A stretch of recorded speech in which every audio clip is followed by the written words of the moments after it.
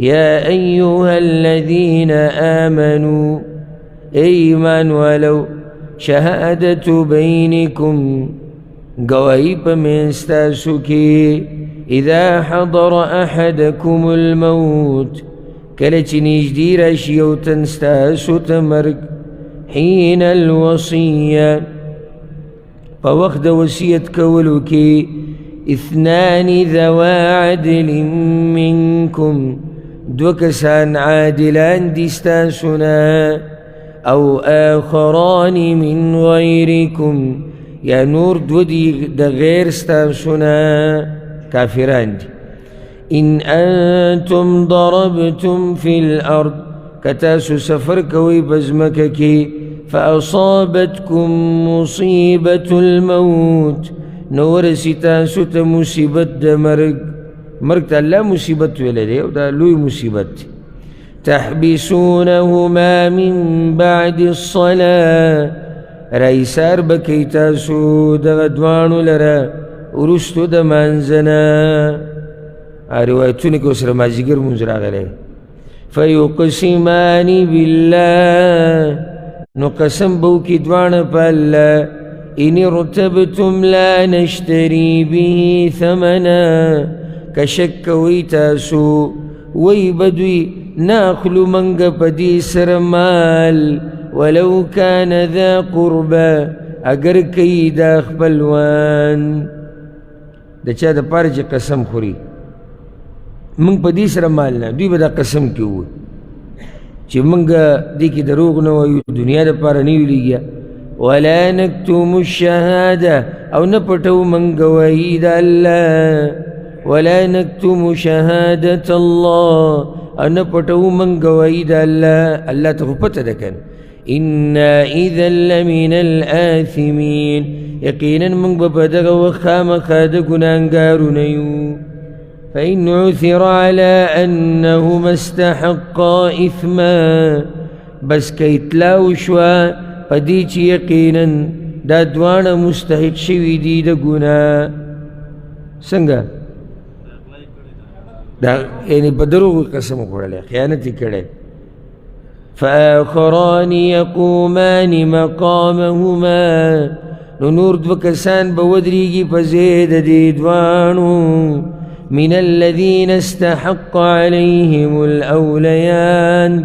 داغ کسانونا چی ثابت شوه دے حق دا غوی دا پارا چی نجدی دیدوان مریتا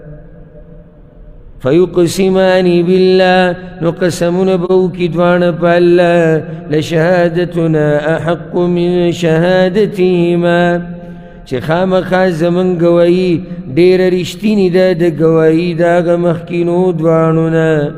وما اعتدينا أو زياتين دي كريما إنا إذا لمن الظالمين يقينا من با فدغ وقت ظالمان نيو کہ تفصیل سڑے دے آیت شروع کی نو بدی کی پورا گھنٹی نم زیادت وقت لگی چی مسائل تیر باسی وقت لگی ایسا کمائی بعض مفسرین ہوئی چی دا مشکل آیت تے پا قرآن کے دے حل کوئے خو یو دا حل کولو طریقے دا دا کم جماعت اوستوئی مختصر او ذکر دے ملگرو تویم کہ دلتا تا سپوها نشوی نو بزی کی نپوئے گئی دا موقع دا وقت دا ہر سا غنیمتو گنی بیا دی اس پتہ نہ لگی چی دا بیا راضی ہو کنا ذلك ادنا ان یأتوا بالشهادة على وجهها دا کار دیر نجدید دیتا چرا تکبا کیدوی پا گواہی پا طریقہ داغی او یخافوا ان ترد ایمان بعد ایمانهم یا بیریگی چی واپس بشی قسمون دا دوی ورستو دا قسمون دا دوینا فائدہ دا دی دادا دا چی دو کسان قسم اخری وارثان یعنی باغوی شکیان شی او دعوو کی بیا با وارثانو کی دو رازی قسمون بخوری فائدہ دا دی دادا چی گواهی با چی سوک ورکی دروغ بناوی ذکری چاو با دسن ایریگی چی بیا پی قسم د خپلوانو کی خوری بلدا چی یریگی بلدین چی دسی نا داسې نه چې دا قسمونه زمونږ واپس شي او رد شي او د الله نه به یېرېږي.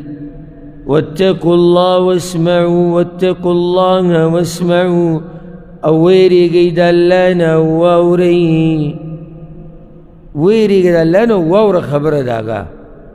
صرف په دې کار نه کېږي چې په خوله باندې وایي زه د الله نه یېرېږم. والله لا يهدي القوم الفاسقين او الله هدایت نه کوي قوم نافرمانو ته. مخکې وي واوره نو بیا وایي که نه اوري نو هدایت ته ته هم نه میلاوي. او یو ورځ شتي لویه چې هلته به پته لګي د هر څه، ځکه چې دلته یې ووی د قسمونو مسله ده، د مال مسله ده، که څوک رښتیا وایي که څوک دروغ وایي خو یو ورځ را روانه ده. بلکې تاسو ځان کې تقوا راوسته او خبره مو منله نو هم یو ورځ را روانه ده، الله بدل اجر درکړي. یوم یجمع الله الرسل، هغه ورځ چې راجمع به کړي الله پیغمبران، فیقول ماذا اجبتم، نو به وایي څه قبولوالی شوی و ستاسو،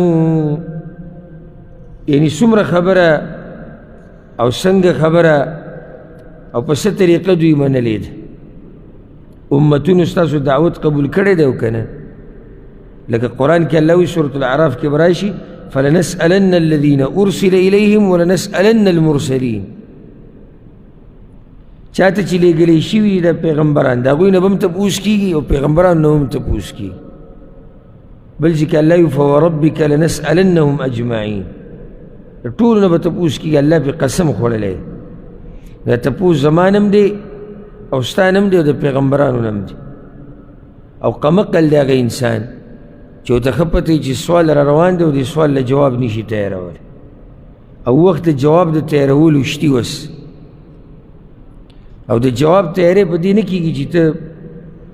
دنیا ډېره کړي یا غفلت کې پرېوځې، جواب تیاری په دیندارۍ سره کېږي، په تقوا سره، د الله دپاره په سخته تیرولو کې سره، په دې سره جواب تیاریږي د هغه ورځې د سوال. نو پیغمبران نه به الله تپوس کوي چې څنګه خبره یې دله منلې وه که نه وه منلې، او ستاسو د مرګ نه بعد یې څه چل کړی، تاسو چې مړه شوئ د دوی څه حال و؟ قالوا وی به هغوی لا علم لنا، هېڅ علم نشتې موږ ته. د دې اوس موږ ته پته نشي چې مرګ نه بعد دوی څه کړي. او دا رد دی په هغه خلکو باندې کوم چې وی پیغمبران په قبرونو کې د خپلو امتونو نه خبرېږي.